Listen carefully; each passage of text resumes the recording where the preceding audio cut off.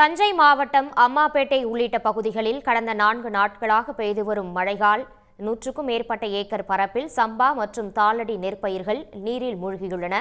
இது தொடர்பான முழு விவரங்களை இந்த செய்தியாளர் ராஜசேகர் வழங்க கேட்கலாம். ராஜசேகர், இது தொடர்பான முழு விவரம். தஞ்சாவூர் மாவட்டத்தில் ஒரு கடந்த 4 நாட்களாகவே பரவலாக நல்ல மழை பெய்து விட்டது.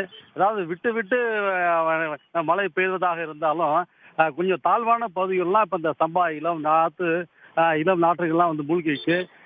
சம்பா மற்றும் தாளடி அம்மாப்பேட்டையில் உள்ள சுற்று வட்டார பகுதிகள் விழுதியூர், புதூர், உக்கடை உள்ளிட்ட பகுதிகளில் ஒரு 500க்கும் மேற்பட்ட ஏக்கர் பகுதியில் இப்போ தண்ணி மூழ்கி இருக்கு.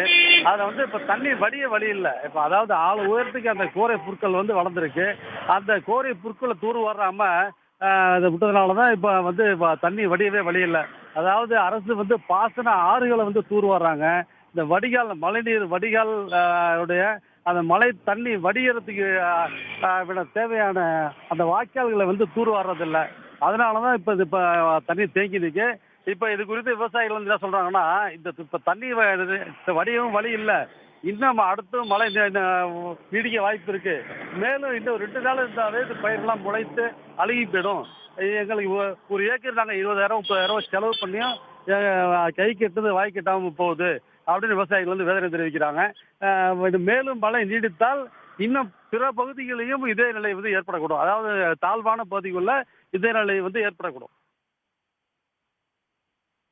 உங்கள் விரிவான தகவல்களுக்கு நன்றி ராஜசேகரன். உடனுக்குடன் செய்திகளை தெரிந்து கொள்ள சன் நியூஸ் பெல் ஐகானை கிளிக் பண்ணுங்க.